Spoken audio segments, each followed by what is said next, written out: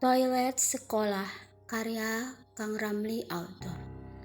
Sebelum saya mulai bercerita, matikan lampu di kamarmu, kecilkan suara di sekitarmu. Kalau kamu masih bisa bertahan dalam gelap, cerita ini memang sedang menunggumu. SMA Bintang Jaya punya satu aturan tak tertulis dan semua murid sudah tahu. Mereka tidak ada yang berani membicarakannya. Jangan masuk ke bilik paling ujung sebelah kiri di toilet putri lantai 3 setelah jam 15.30. Ratna, kelas 11 IPA 2 tidak terlalu percaya cerita itu. Baginya itu cuma alasan murid-murid senior supaya toilet lantai 3 sepi, sehingga mereka bisa merokok atau pacaran di dalam toilet. Dia tipe orang yang lebih takut nilai matematika jeblok daripada cerita hantu. Hari itu, Senin 16 Februari 2026, pelajaran terakhir molor karena guru BK tiba-tiba pusing. Jam sudah menunjukkan 15.47 saat Ratna buru-buru ke toilet lantai 3 karena perutnya mendadak mules dengan hebat. Efek mie yang dia makan di kantin tadi. Lift sedang diperbaiki dan di tangga penuh anak eskul yang baru selesai latihan. Dia memilih berlari sambil menahan perut yang semakin mulas. Toilet putri lantai 3 memang sepi. Lampu di koridor sudah menyala otomatis, tapi di dalam toilet masih redup karena salah satu lampu neon di plafon berkedip-kedip seperti sedang sesak napas. Ratna masuk ke bilik ketiga dari pintu masuk. Dia tidak mau ambil resiko ke bilik ujung, meski dia tidak percaya, lebih baik tidak mengujinya daripada celaka. Saat dia sedang jongkok, tiba-tiba terdengar suara krek, krek, krek, seperti bunyi sepatu sekolah yang solnya sudah aus menggesek lantai keramik. Suara itu terus mendekat dari arah bilik paling ujung. Ratna mencoba menahan napasnya. Bunyi itu berhenti tepat di depan biliknya. Lalu ada ketukan pelan satu kali. Tok. Ketukan itu seperti seseorang yang sengaja mengetuknya dengan kuku. Ratna terdiam. Dia tidak berani bergerak, apalagi menghembuskan napas kencang. Perutnya masih sakit, tapi rasa takut lebih kuat. Tok, tok, terdengar suara ketukan 2 kali. Siapa? Suara Ratna keluar untuk bertanya dengan pelan. Sesuatu yang di luar tidak ada jawaban. Tiba-tiba lampu di biliknya berkedip 3 kali begitu cepat, seperti orang mengedipkan mata lalu mati total.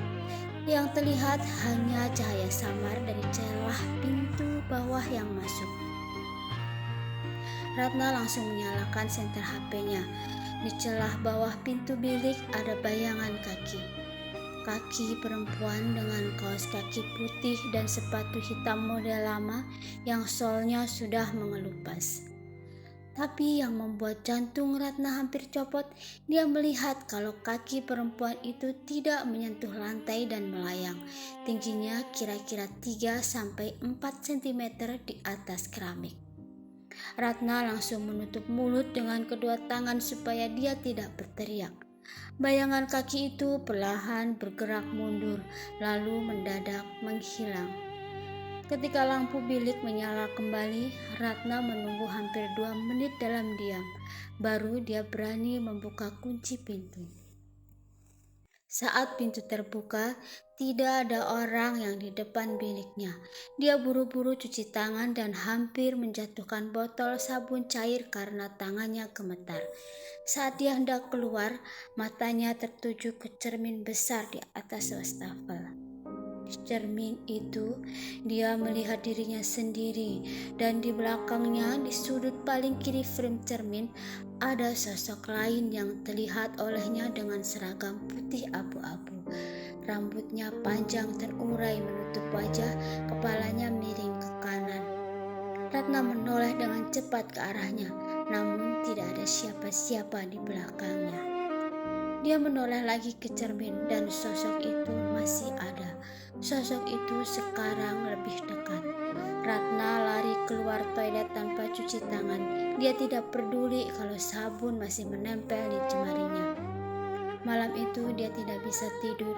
Setiap kali menutup mata, dia dengar bunyi kerak, kerak, kerak. Keesokan harinya, Ratna memberanikan diri bertanya pada kakak kelas yang terkenal tahu banyak cerita sekolah.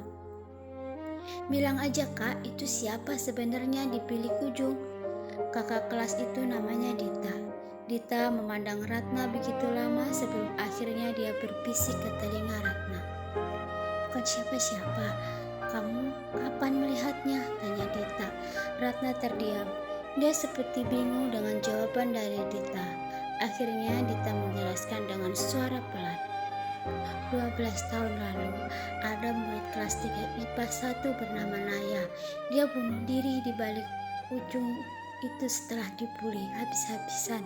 Dia gantung diri pakai dasi seragamnya sendiri. Tapi karena talinya pendek, dia tidak langsung mati. Dia menggelepar lama, kakinya menggapai-gapai, mencari pijakan sampai akhirnya lehernya benar-benar putus. Sejak itu, setiap tanggal 17 Februari, hari saat dia meninggal, dia akan kembali ke bilik itu. Dia masih menunggu bel pulang, masih menunggu teman sekelasnya datang untuk menjemput, masih menunggu seseorang yang mau membukakan pintu bilik itu dan bilang padanya, "Naik, ayo kita pulang." Ratna menelan ludah. "Hari ini tanggal berapa, Kak?" Dita memandangnya dengan tatapan kasihan. "Tanggal 17. Wajah Ratna langsung pucat. Malam itu jam 2:14 dini hari, HP Ratna bergetar sendiri di atas meja belajar. Ada satu pesan masuk dari nomor yang tidak dikenal. Hanya berisi satu kalimat. "Tolong buka pintunya, aku sudah lama menunggu di dalam." Ratna menjerit dan langsung mematikan HP-nya. Tapi getaran ponselnya tidak berhenti, karena getaran itu bukan dari ponselnya. Getaran itu berasal dari dalam tas sekolahnya. Dasi seragam cadangannya yang biasanya terlipat rapi, sekarang bergoyang sendiri, seperti ada angin yang hanya bertiup di dalam tas itu. Kerak, kerak, kerak. Suara sepatu aus yang menggesek lantai. Suara itu semakin mendekat. Suara itu sekarang ada di dalam kamarnya dan semakin jelas terdengar dari arah bawah tempat tidur. Ratna menarik selimut sampai menutupi kepala. Dia menutup telinga erat-erat, tapi tetap saja terdengar kerak, kerak, kerak. Lalu satu ketukan kecil di bawah kasur. Tok. Ratna menutup mata. Ia berdoa dalam hati supaya pagi segera datang. Tapi di luar jendela kamarnya langit masih gelap pekat. Dan jam di dinding baru menunjukkan pukul 2:17. Masih ada banyak waktu yang sangat lama. Sebelum bel pagi berbunyi, ada sesuatu di bawah tempat tidurnya. Tampaknya tidak keberatan untuk